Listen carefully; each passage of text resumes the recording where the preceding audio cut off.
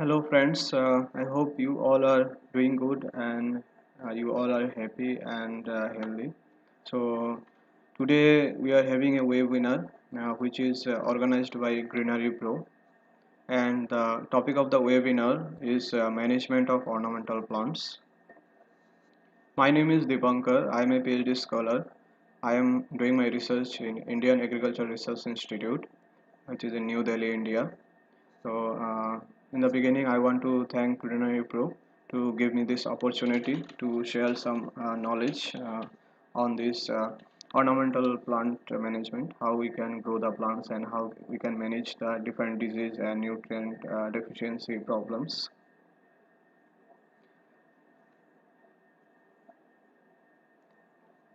So, we'll begin with the outline of our webinar.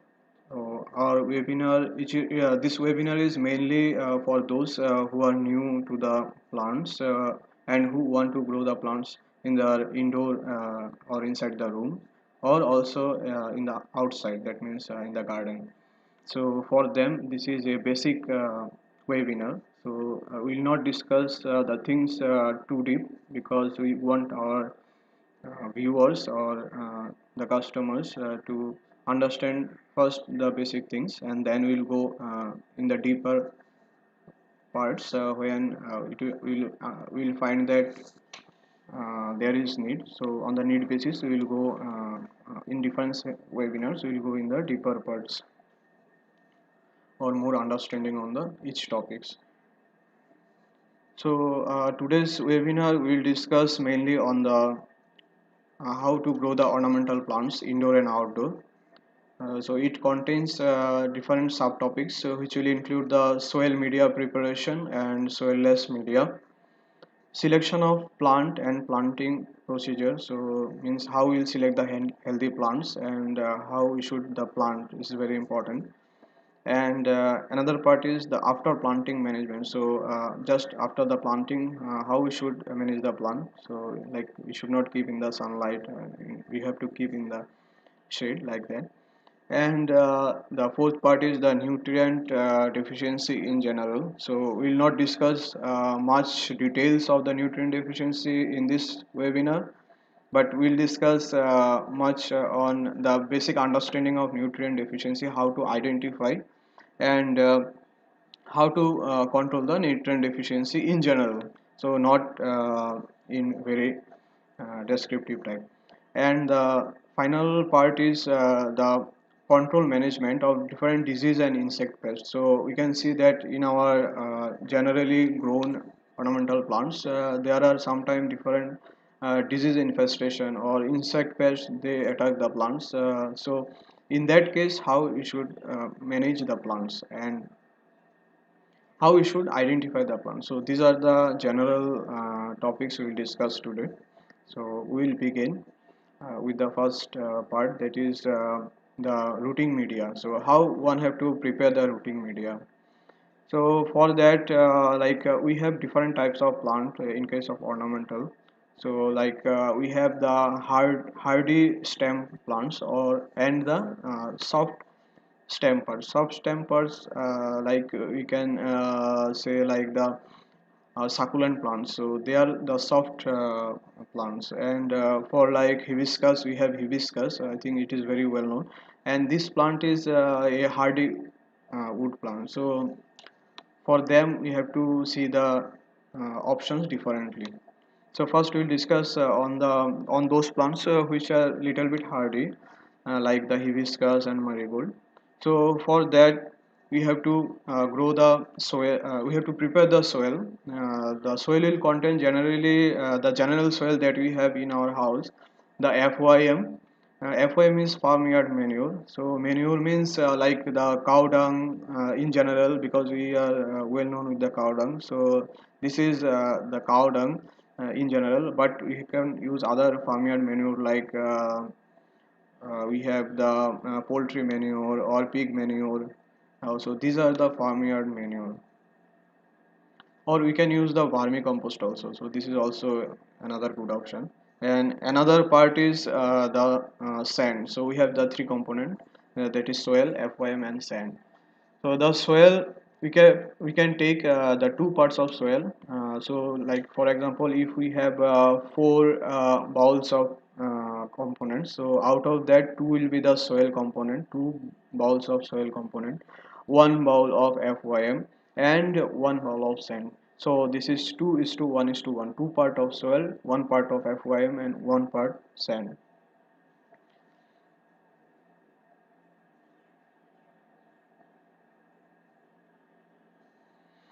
So we'll mix them all, and after mixing we can put the mixture in the pots. So we'll also tell how to fill the pot. This is an important part. So after filling the pot, we can keep the pot for say 1 week. We can keep the pot for 1 week, or 7 to 10 days, so that the mixture or the internal environment of the microorganisms get well prepared for the coming plantation. So the microenvironment will be prepared within this time. So next, the preparation of rooting media, and this part is for the succulent plants like that. So which are the soft type of plant, which are not hardy.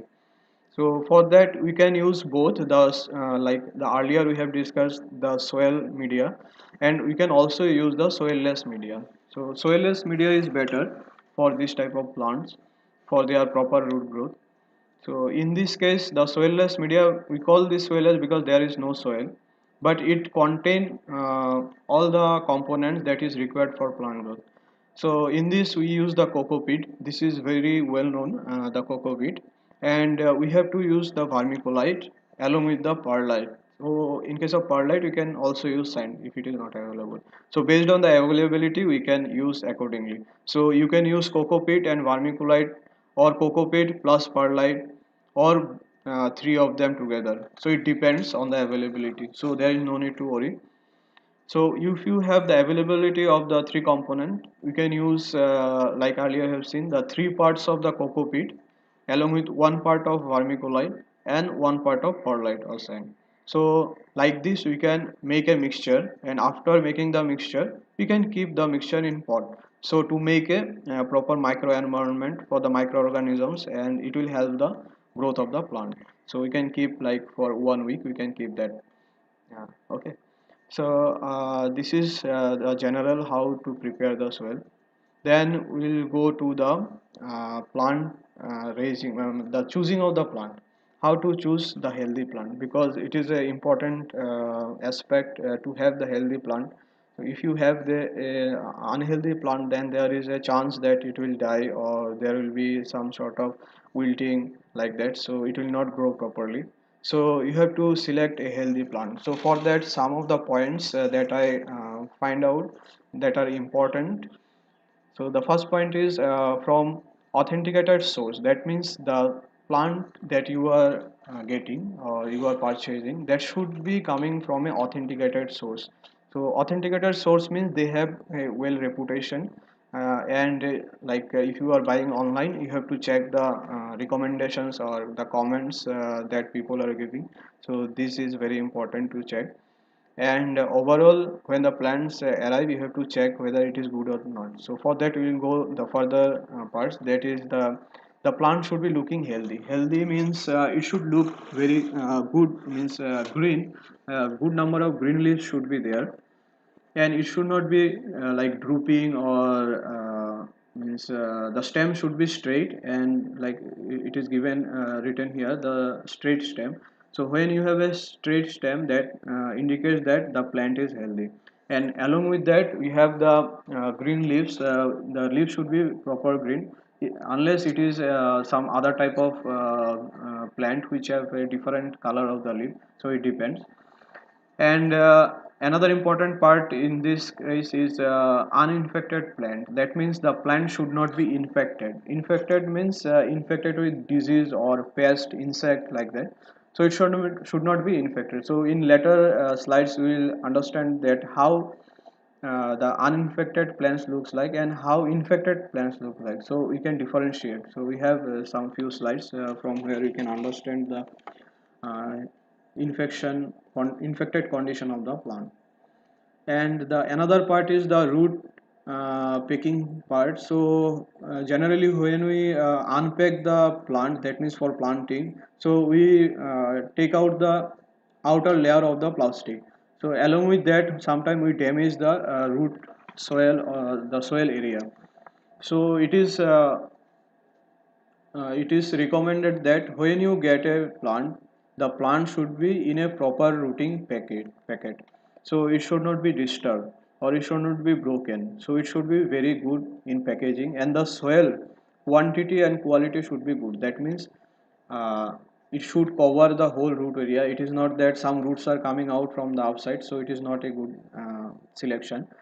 And other part is the quality of the soil. The quality of the soil, you can check, like you can take a pinch of the soil and you can check that soil, and for that you have to see that soil is not too hard, and it is not too wet also. So it should be like a medium condition. So when you take the soil, it should be like you should feel like little bit of sandy, and the soil should spread on your fingers, like that. So this is the selection of a good packed plant material. And the another part is fresh product. So you should purchase always fresh product. It should not be very old or very immature. So if you purchase a very old product, there is a higher chance that it will not grow well. So it will be stunted in growth, or slower in the growth rate. And also if it is very immature, then there is a very high chance that your plant will die, because it is not established in the soil. And when you transplant, then in or in the when you carry the plants from one place to another place, there is a high chance of degradation of the plant, or it may die.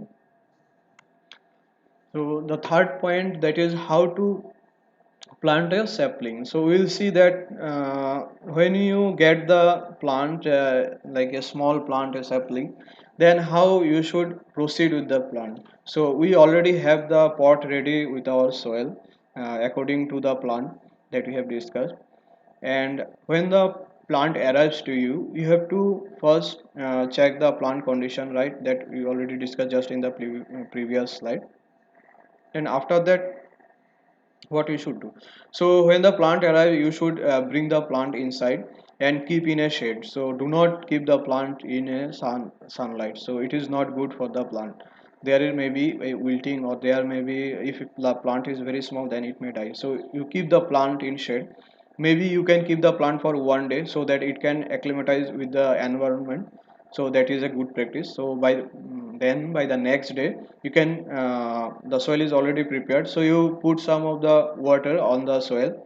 And you should not put too much of water. So there should not be any runoff means from the bottom of the pot, the water should not run, or the water drops should not come out too much. So it should be a moist condition only. So this is the watering part. And then take out the plastic very carefully from the plant or the sapling. And you should not damage the root area that we have discussed.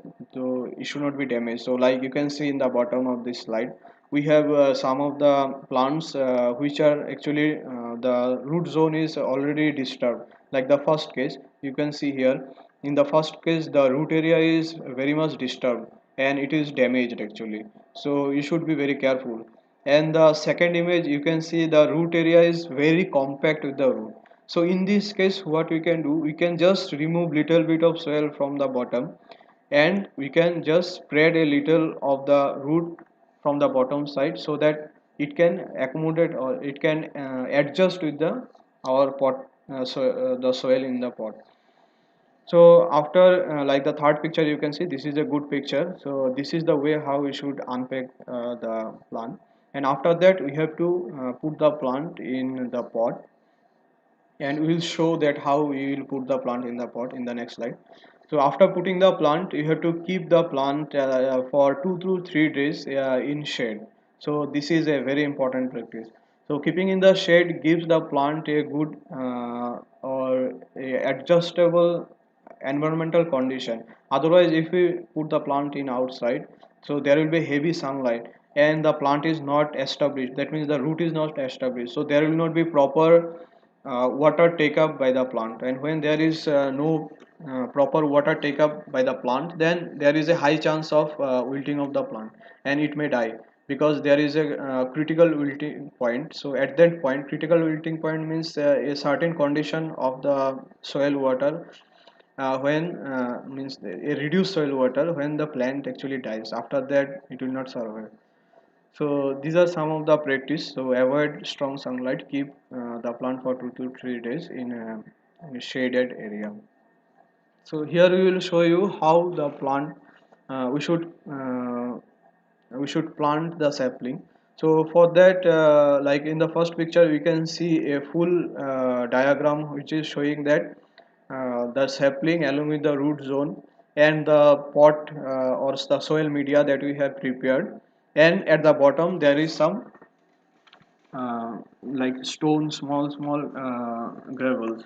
So this is the perfect example how we should plant a sapling.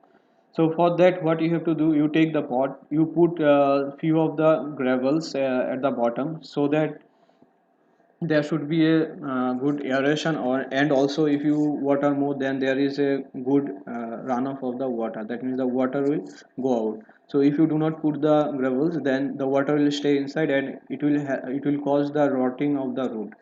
So it should be you should be very careful. So after putting the gravel layer, so that and also there should be a hole at the bottom of the pot, so it is very important.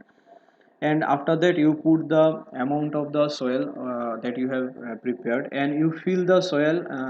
It should not be too much or too less. So you can see in the second picture, or you can go to the bottom of the picture. So there is a image which is showing a too much filled soil pot, and too less filled pot, and a average filled pot, that is the optimum filling. So we should go for the third image, that is the optimum filling. It should not be too high or too low. And one of the good practice is to keep a plate under the this pot, because when we use the water, so we can just directly put the water in the plate. There is no need to put the water on the pot. So how it helps, it maintains a continuous water column in the pot. So like there is a term that is called capillary action. Capillary action means through the force of the water, it attracts itself. So when the plant is taking the water through the root, there is a attraction from the bottom, and it takes up automatically the water from the bottom. And when the water is in the plate, there is a continuous circulation of water. So there is no need to worry for say 1 week or 1.5 weeks. There is no need to worry until and unless the plate is completely dried and the soil is dry. Okay, so this is the basic way how we can make the pot arrangement and plant the sapling. So we'll go to the next, that is how that we have discussed already, that is after planting you should keep the plant in shaded area. So here one of the example we have shown here, that how you can keep the plant in the shaded area. So it is not that you have to keep the plant in dark, but it is a shaded area, that means the sunlight is not reaching to the plant. So for 1 2 days you can keep the plant in shaded area.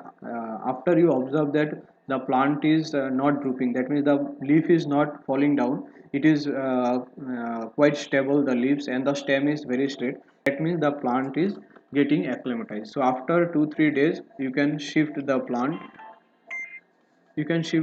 to sun. So if you directly put the plant in sun after planting, you can see in the bottom picture the plant will die. So this is a typical example of wilting. Wilting means the stem will drop down, the leaves will drop down, so this is called wilting. So in this case, when after a certain point there is no chance for the plant to survive. So we'll go to the next slide, and here we'll talk about that the regular management practices after the plant is established. So the first practice is to water in interval. So you can say a regular watering process, but that should be in interval. So some plants require more water, some require less water. So depending on that we have to water. So the best way is to check the soil condition of the pot. If you feel the soil is very dry, then you put some water. If the soil is not dry yet, there is no need to put water. So maintain a proper water in the pot, and it should be a interval process. So after some time of interval, so like after 1 week, after 2 3 week, you will be able to understand that after how many days you have to put water. So you have to observe this. So this is not fixed, this is based on the type of the plant. And the second point is the nutrient management. So when we say about the nutrient, that means the food of the plant simply. So the plant, it takes the food through the roots. So in the soil you should have a proper nutrient balance in the root zone, that means in the soil. So generally we use the organic fertilizers for that. So the organic fertilizers like FOM we have discussed, that is organic fertilizer. You can use the FOM that we have earlier used. So generally in small ornamental plant there is no need to put organic fertilizer again and again. Once you have put the organic fertilizer, that is generally enough. Or you can put a second time organic fertilizer after the plant is established, that means say after 3 to 4 weeks. Okay, when you can see that there is a proper growth, you can use a bit of fertilizer. But if there is some deficiency, you should apply the organic fertilizer. So I recommend you not to go for the inorganic fertilizers, because in ornamental plants it is not necessary to use actually the fertilizers unless and until there is some problem. And the third part is the pruning and training process. So the pruning and training process, it depends. So all the ornamental plant does not require pruning and training, but some of the ornamental plant they require pruning and training. So the pruning, actually this is just cutting the plant stems. So when you want more number of the stems and more number of flowering and budding, you have to cut the top of the stem. So it helps growing the side stem. So there will be more side stem and there will be more flowering bud. And because there is more flowering bud, there will be more flower. But it should be a regulated. So it should not be you have so many flowers that the flower quality is very bad. So it should be a regulated pruning. So there should be maintained flower size and color, not too much or too less. So for that you should have a regular pruning. And second part is the training. So training is required basically for like the bonsai we do the training. That means training means how you want your plant to look like. That means how you want your plant to grow. So you want your plant to grow from the right side to left side, round round, or some other style, whatever. So it depends. So for that you can use the wires or threads and bind on the stem. And after that you keep the stem in that condition that you want to be, and automatically the stem will take the wanted form, that means that you desire.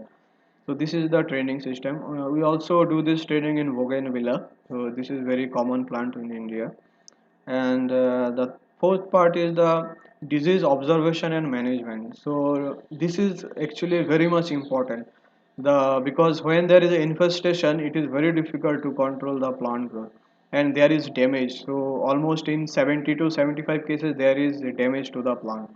So it should be, you should be very much conscious about the symptoms of the disease and also the insect pest. So these two things are very important. And sometimes we use different growth regulators also. Growth regulators means we use sometimes type of chemicals. So these chemicals are actually produced inside the plant, but when we use the same chemical from outside, so they have some regulatory role in the growth of the plant, like some of the hormones. So these hormones, what, like gibberellic acid. So gibberellic acid, it increases the time sorry, it increases the timing sorry, it reduces the timing of the flower. So the early flowering, it is enhanced by gibberellic acid. And even the size of the flower, very important. And some of the hormone like auxin. So sometimes we can see that there is a dropping of the bud of the flower. So for to reduce the dropping of the flower, we can use auxin. Auxin is very good for this. So these are some of the growth regulators. We'll discuss more on the coming webinars on separately on these topics. So we'll go next to the identifying the nutrient deficiency, which is one of the important parameter when you grow the plants indoor. So today we'll just discuss in basic that how you should identify the nutrient deficiency, and when you identify the nutrient deficiency, this is important to use the organic fertilizers. So you should not go for the inorganic fertilizers. You only use the organic fertilizer, that is the best for the ornamental plants.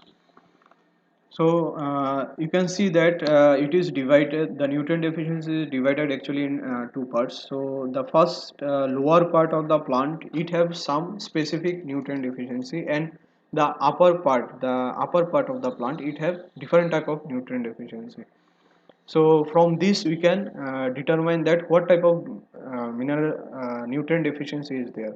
So for an example, the nitrogen deficiency, which is the basic deficiency or the basic nutrient we use is NPK, that is nitrogen, phosphorus and potassium.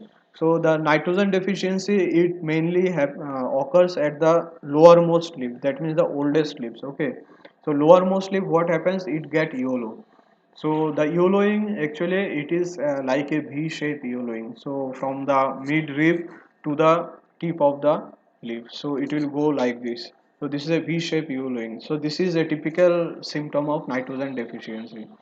Then we have potassium deficiency. So for potassium deficiency, this is same yellowing like nitrogen deficiency, but the only difference is that you will have a the inverted V type of yellowing. So in nitrogen deficiency you have a V type of yellowing. In potassium deficiency you have a inverted V type of yellowing. That means from the tip it will go to the side of the leaf. So this is a inverted V type yellowing in potassium deficiency.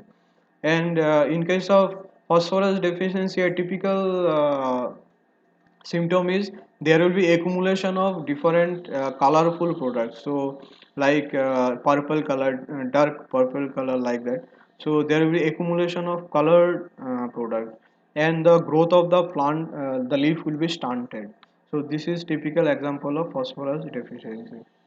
So we'll not go to all the deficiencies in detail. We'll just want to say that the lower part of the leaf, it have some of the nutrient deficiencies that are like magnesium, zinc, along with the NPK that we have discussed, and molybdenum. So the lower part deficiency you can identify. So for the magnesium deficiency, it generally have a yellowing, and yellowing, it means from the edges you can see the yellow edge of the leaf, you can see the yellowing.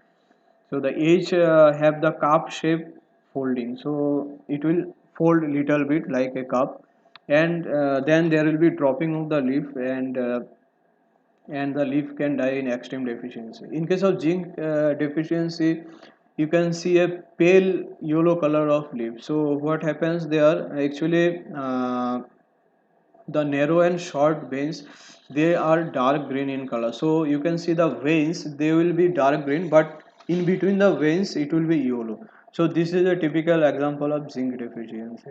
And like some other deficiency symptom, like for in case of copper deficiency, what happens, the leaf will be curly in shape. So there will be curly appearance of the leaf.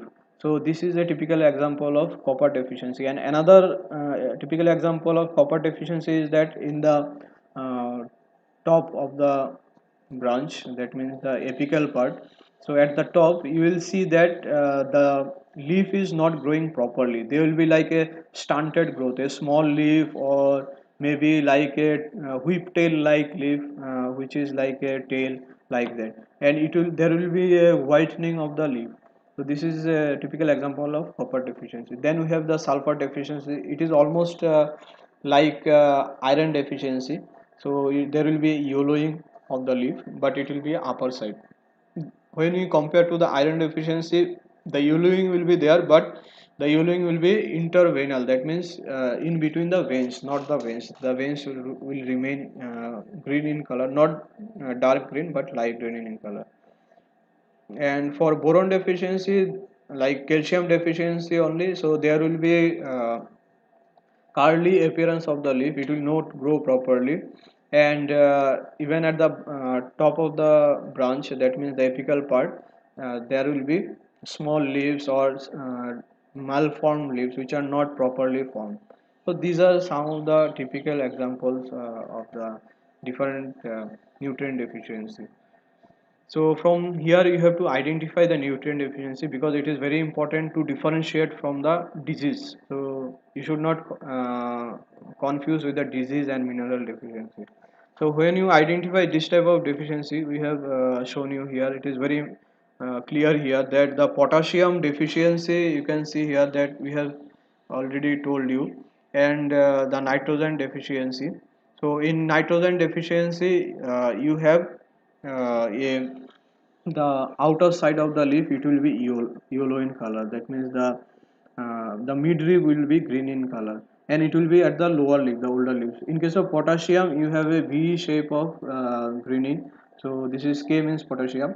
So this greening is also V shape, but here the greening is completely opposite to the nitrogen. The yellowing is completely opposite to the nitrogen symptom. So this is one. And the potassium, as we have said, there will be accumulation of colorful products in the leaf, and there will be a stunted growth of the leaf. And at the very right side you can see a normal leaf. Okay. And for magnesium, there will be intervenal chlorosis. Intervenal chlorosis means yellowing of the intervenal part. So there are many veins in the leaf, so in between the veins there will be yellowing.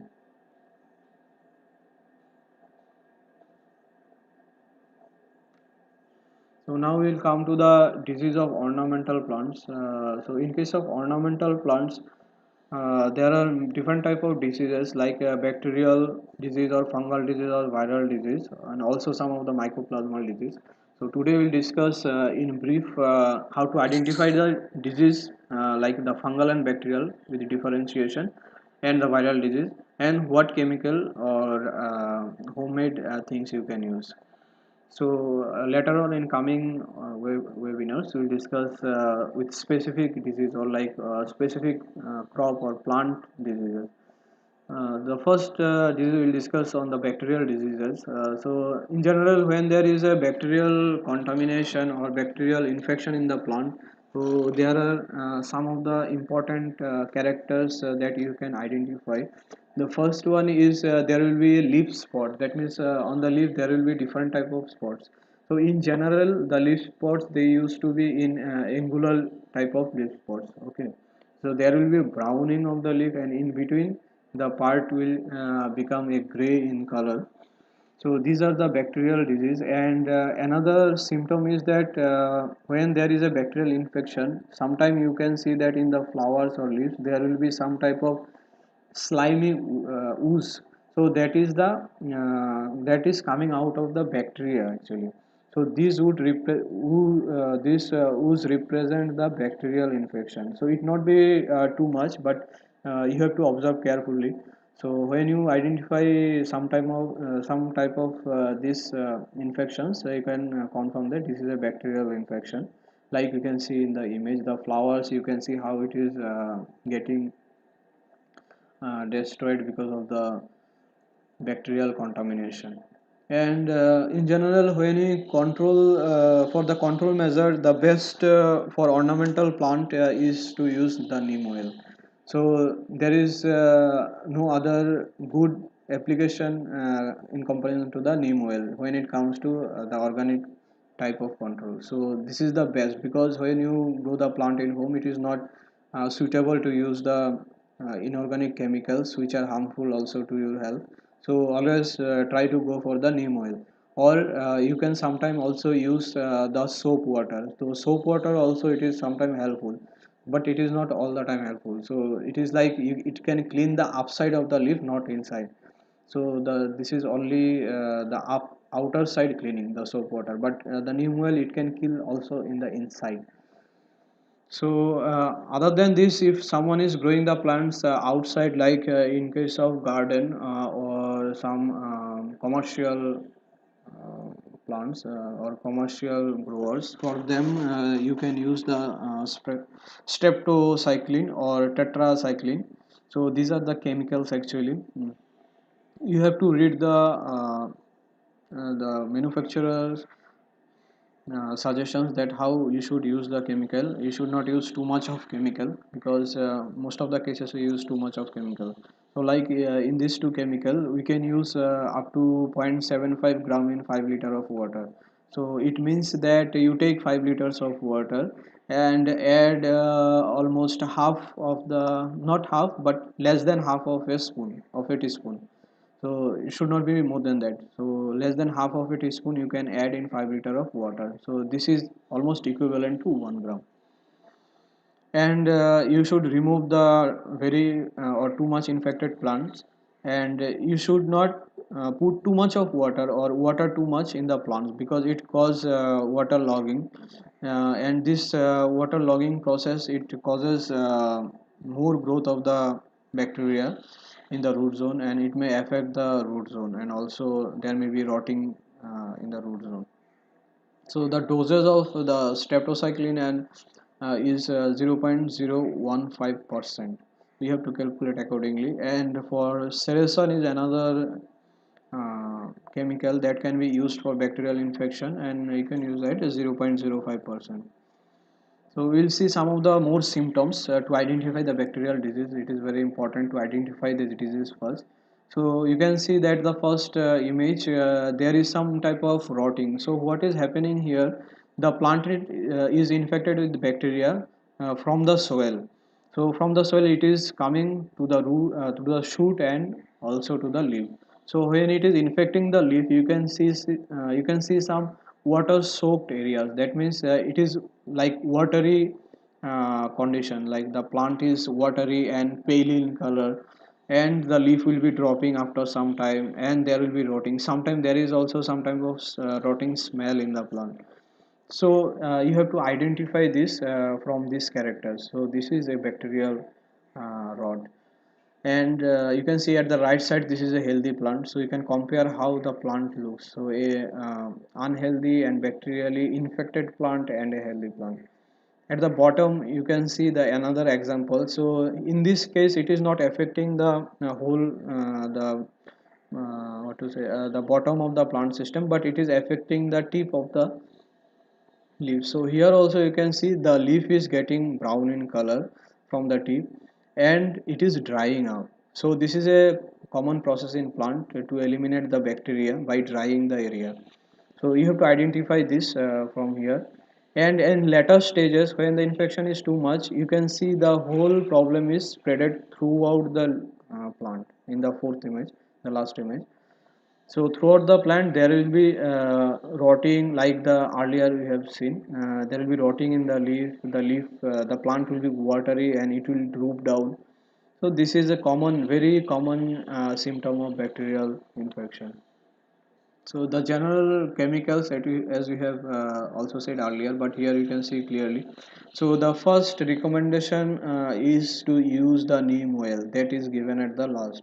The neem oil you can use the 3% rate. That means if you take 100 ml of water, you can use 3 ml of neem oil in that. So 3 ml of neem oil with 100 ml of water. Mix well and spray. Basically, we use this the chemicals in the evening, because if you use in the morning, then due to the sunlight it can evaporate or its efficiency get reduced, or sometimes it may have some bad effect on the plant. So you use the all the chemicals when you spray, you only in the evening, so when there is less light or temperature is less, so that at the night time it can accommodate, the plant can acclimatize, not accommodate, acclimatize to the condition. So the first recommendation is neem oil, and the other recommendations is streptocycline. So this is very common bactericidal chemical, and here we use at the rate of 0.15 to 0.2%. So you can, if you can calculate, it will come to 1 to 2 gram in 1 liter of water. So if you take 1 liter of water, add say half spoon or 1 spoon. Half spoon is okay. Half spoon of this streptocycline, half teaspoon of this streptocycline in 1 liter of water. Or you can also use the plantomycin. Plantomycin is very good chemical because it contains two chemicals, that is the streptomycin and also tetracycline. So both are these bactericides, and to work, because some bacteria are not cannot be killed by one this bactericide, so we can have to use a different type of this antibiotics. So this is a mixture of two antibiotics. This is very good one. And also the same is k-cycline. So the brand name change, but the uh, active ingredient, that means the chemical does not change, the brand name may change. So this is the plantomycin and k-cycline is the same component, but with different brand name and manufacturer. So there are different manufacturer of the same chemical with different names, but the chemical composition, so you should check the chemical composition, not the brand name. But sometimes brand name is more famous in the market, so but you have to check the composition of the chemicals. And then you have to we'll go to the disease of the ornamental plants. So in case of ornamental plants, we have the black spot of rose. We are showing this to identify, so there may be, this is not fixed to this rose only, you can identify this type of problem in different type of ornamental plants. So you can see some type of black growth which are in the form of some spots. So this is typical example of a fungal disease. And the bottom image you can see more clearly, and there will be yellowing. So when the infestation is very high, there will be yellowing of the leaf. So for that, the same neem oil we can use. This is very effective. The neem oil you should use, that is 3%, that is 3 ml for 100 ml of water. So spray this, and you can use two time of spray, that is 10 to 15 days interval. Okay. And for chemical, so fungal disease have different type of chemical, it is not like bacterial disease. So for this, the most commonly used chemical is bevistine. It is very easily available in the market. You can use 0.05% of bevistine, you can mix with water and just spray in the evening. You can use this for 15-day interval, for 2 to 3 times you can use depending on the symptoms. And another very common fungicide is the mancozeb. You can use this at 0.25% rate for 15 days interval for the 2 times. So these are common practices, but go for neem oil for indoor plants. And outdoor plants you can go for neem oil or the chemical uh, fungicides. The another symptom of the fungal disease is like the bacterial disease only. So there will be drooping of the leaves. So you can see, that means it is affecting the root zone mainly, because it is dying from the root, so the leaves will drop. So this is a typical example of a fungal disease. So this is caused by pathogen called Phytophthora. It is also called as damping off, okay, or soft rot. So in case of marigold, we can see that sometimes there is rotting in the bottom of the stem, especially in case of seedling. So this is very common in seedlings. So we have to use means we have to identify the disease first and then give the treatment. So for this type of disease, you can, means when the plant is already infected, it is very difficult to control. For that you have to give the soil treatment. So for soil treatment, you can use the chemicals like Captan or Thyram. It is available in the market. The brand name may be different, but active ingredient is with the same name. Okay, so you have to be very careful.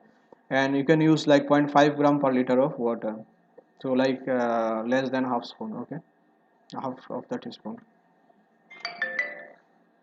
And some more example, we will see some of the fungal disease, like we have the powdery mildew problem. Powdery mildew means from the outside of the plant there will be some powdery growth. So like the powder you can see in case of rose how it is growing. So like the bud and the leaf, there is some powdery growth. So this is very common, and you can identify very easily. Okay. And there is another type of the mildew, that is called downy mildew. That means from the lower part there will be growth of the white or some other color of fungus, but from the outside you can see that the leaf is getting yellow and there will be some spots. So when you turn the leaf from the lower side, just in with corresponding to the spot, there will be some fungal growth. So this is a downy mildew typical example. So you have the powdery mildew and downy mildew, and the chemicals we'll discuss in the coming slides, the general fungicides that you use. And we have some also like the leaf spots. So in case of alternaria is a fungi, so in this case we have the leaf spots on the leaf. You can see here the leaf spots, brown color, and by surrounding there will be yellowing of the spot. So it is very clear in the second image, where you can see the gray color dead zone of the spots of the leaf, and in the surrounding there is a yellowing of the leaf. So this is very specific to the fungus, and this is called as alternaria leaf spot. And another is the rust one. So in case of rust you have like in case of this rose, there will be a colorful, so like not like others do not have color. Here you have the colorful growth. Okay, so colorful spots on the leaf. So this type of spot specifically indicate rust on the plant. So this is also caused by fungus. Another disease is the Sarcospora spot. So it is very typical example. Here you have a very light gray color of spot in the middle of the middle, and it is surrounded by a gray brown color spot, and that one is again surrounded by a yellow color. uh, okay, so we have, this is a very typical example of fungal disease. So you can identify, so the identification process is very important, and then we can go for the control. So for control, as we have discussed, we have the neem oil. So the neem oil you can use maybe 1% or 3%, it depends. So it is not necessary you have to use like 1%, 3%. You can use like in between 1 to 5%. So it depends. Like you can use 10 ml per liter of water. So it depends, it is not fixed. Okay, but do not use too much. It is better to use less, not too much. And some of the general fungicide, we have the coside is actually copper hydroxide, and this is a contact fungicide. That means you apply the fungicide on the leaf surface, and whatever fungus is there on the leaf surface, it will die. So this is a contact fungicide. At the same time, it can also kill the bacteria. So sometimes we do not understand what type of disease is this, so at that time we can go for this fungicide. This fungicide come bactericide, so it have both the components, so fungal and bacteria it can kill, but it does not go inside the plant, because this is contact fungicide, not inside. So there are some systemic fungicide that go inside the plant. And then one of the systemic fungicide like thiophanate methyl, that is 70% wettable powder. So in this case it goes inside the plant system, and when the organism like fungi or bacteria, it take the juice from the plant or the sap from the plant, it goes inside the um, our microorganisms, and it kills the microorganisms. So this is a systemic fungicide. Some more of the fungicide, very common is mancozeb. Mancozeb, it is a contact fungicide, like we have discussed earlier. Contact means upper surface, it will kill from the upper surface. So there are different name of the fungicide. One is agrophil M45. So this is a brand name or the name given by the company or manufacturer. And Syngenta is a very good company which produce this mancozeb in the name of Abic. So you can purchase any of them, or maybe there are some other brand name. So it is not necessary the brand name, but go for the composition, that is mancozeb. And babistin, we have already said babistin is very commonly used systemic fungicide. So systemic fungicide, it go inside of the plant system, and when the microorganism affect or suck the juice, it go inside the microorganism and kill the microorganism. And we also have the mancozeb and carbendazim mixture. So this is coming in the name of SUF fungicide, and also macamba. So these are some of the brand names. And some of the viral diseases, so for viral diseases there is no chemical to control, so you have to control the vector means which is carrying the viral disease. Like some insect, they carry the virus and infect, so we have to kill the insect, not we cannot directly kill the virus. So some of the symptoms, like there will be some yellowing of the plant, which there will be some spots on the leaf. And the most common example is this crinkle of the leaf. So the leaf they will form a curly shape, and the growth will be very much stunted. That means growth will not be there. It will be like bushy type of growth. So many leaves at one point, and there will be not perfect growth. So many leaves at one point, a very clumsy condition. So this is very typical symptom of viral disease. So in case of you can see in case of tobacco mosaic virus, this is a tomato leaf. So you can see the yellow spots and how the crinkling of the leaf is working here. So the growth will not be there, the stunted growth of the leaf. So coming to the insect pest, the insect pest, you have to identify first the insect pest, and then you have to use the chemical or the organic or inorganic. So very common, the most common insect pest is aphid. Aphid, this is a sucking pest. That means it sucks the juice from the plant, or it take out the plant sap. So there is less availability of the sap to the plant. So and there is also some further problem related to some fungus infection or some other infection, because the droplets they excrete, from that droplets it contain lot of sugar that is coming from the plant, and this sugar, on this sugar the other fungus growth or mold they grow, and there is a further infestation to the plant. So you have to identify the aphid. It is like you can see here the picture, it is very clear, very beautiful picture, where you can see the aphid sucking on the part of stem, I think, and this is in a leaf, and these are the small aphids, and this is the adult aphid. So the aphid infestation in leaf, it looks like the last picture. You can see so many of aphid roaming in the leaf. So for that you can use the neem oil. It is very effective in the concentration like 3 to 10 ml, 3 to 5 ml in 1 liter of water, or 3 to 10 ml depends on the type of the pest. So in this case you can use up to 3 to 5 ml of neem oil in 1 liter. Sorry, in 100 in 1 liter of water.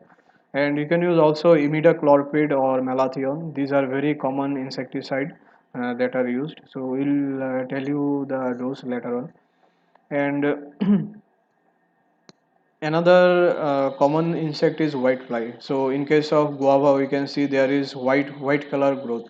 So like from the lower part and also from the upper part, and there you can see some flies. So when you shake the plant stem of the leaf, there will some fly will come out, which are white in color. So this is simply whitefly. So it is very easy to identify them, and they also suck the juice from the plant. So the same composition of the chemical we can use for whitefly and the aphid. They use same compositions, okay, chemical compositions. And in case of mango and some other tree plant, you can see there is the infestation of mealybug. So these mealybugs are white in color. They move very slow. So you can see in the first image how they look like. Sometimes they are big, but sometimes they are very small. You cannot properly identify. So you have to check the symptom. So they will attack the plant soft tissue. That means the tip of the plant generally, and then they will grow to the leaf and other parts. So this is a typical example. This is, you can see, white color growth of the mealybug in the plant. And the another problem of the mealybug is that they have some dropping. That means the excreta, which is containing lot of sugar, and this excreta is falling on the lower leaves, and because of this excreta some of the mold they grow on the leaf. So this is further infection of the mold. So they have two infection. One is the insect infection and another is mold infection. So in this case what you have to do, you have to first remove the mealybug, kill the mealybug or remove the mealybug using water, high speed of water. You can remove the mealybug, or you can use some of the chemicals to remove the water, sorry, to remove the mealybug. And you can use same water to remove the mold from the leaf. So there is it is very difficult to remove the shooty mold from the upper surface, the black color black color growth. So you have to use water only, that is the only way. Then we have some of the mite and jacid infection. So these are some of the images which is showing that how they looks like. So the first one is the thrips. So the thrips are very small. They move very fast. They colonize in one place like the flower bud, okay, or the lower part of the leaf. So you can see here it is very easy to identify them. And then you have the jacid. Jacid are very small like mosquito, not like mosquito but smaller than the mosquitoes. And you can see in the image how they look like. So these are called jacid. And another is mite. Mites are like the spiders, small spiders. So they will roam throughout the plant. They sometime they also make some type of net and they grow there. So these are three types of insects listed here. So we can go for the chemicals like as we have already discussed the neem oil. You can go for 5 ml in 100 ml of water.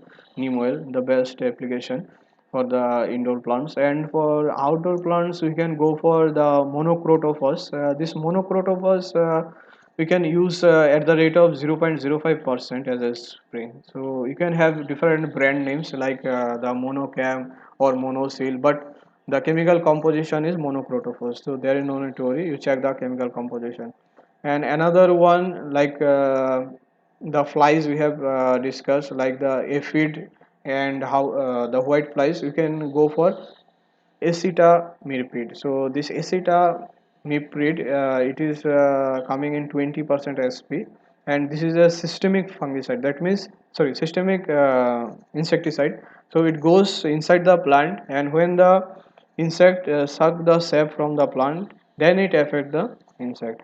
So this affect the nervous system of the insect and it kill the insect. We can use 0.5 gram per liter, like less than half spoon or half spoon of acetaminoprid in 1 liter of water.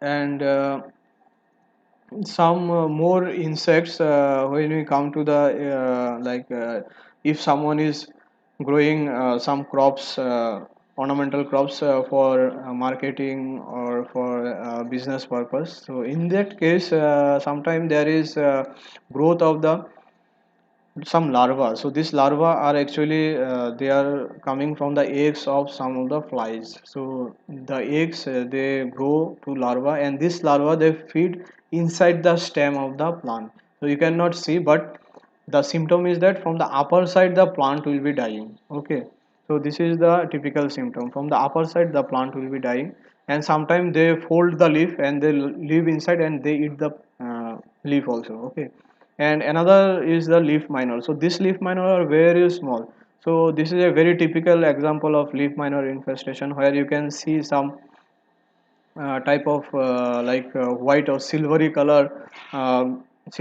lining on the plant. So this is typical example of leaf miner. So for that you can use the chlorpyrifos. Chlorpyrifos is the most commonly used insecticide in this case. So the chlorpyrifos you can use 20% EC chlorpyrifos or imidacloprid 30.5% SC. So you can use in that concentration.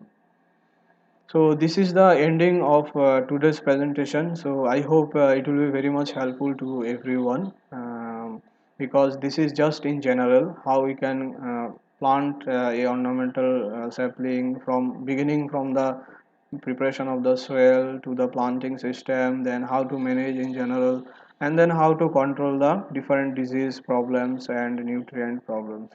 So in the coming class we'll discuss more vigorously with like under different topics like nutrient management, fungal disease, bacterial disease, viral diseases, insect pest, plant growth regulators. So on each topic we'll discuss in more detail, so that if someone is growing some plant maybe indoor or outdoor or for business purpose for marketing, so they can focus more on this specific topics, because this is very important to identify the problem and then to solve the problem. So first important thing is you have to identify the problem, then you have to solve the problem. So for that this specific webinars will be very much helpful. So we are hopeful to have some more webinar in coming days, and depending on the comments. So yes, the most important thing I request you to have comments on the website. that is the on the website, or maybe in this live YouTube, the comment section. Yes, so in comment section you can have some comments, like your problem. You can send your problem, so we can solve those problems through online system. And please visit our coming webinars. It will be very helpful for you, and this is also very important information for the young people. Maybe for someone who want to start an enterprise also, it will be very helpful. So in coming days we will try to have some practical demonstration also, but because of the lockdown it is getting very difficult to have practical demonstration in this beginning webinars. So maybe in coming time we'll have some more practical demonstration on the webinars. It will be very helpful. So in the end, I want to thank the Greenery Pro who are organizing this presentation and the webinar. And thank you very much. I hope everyone stay good health, and the problem of this pandemic it get removed very soon. And take care and follow all the COVID-19 protocols, and most importantly always wear a double mask. No, do not go without mask or a single mask, go with a double mask, and that which is recommended by the government. Okay, so thank you very much. See you soon in the coming webinars. Thank you.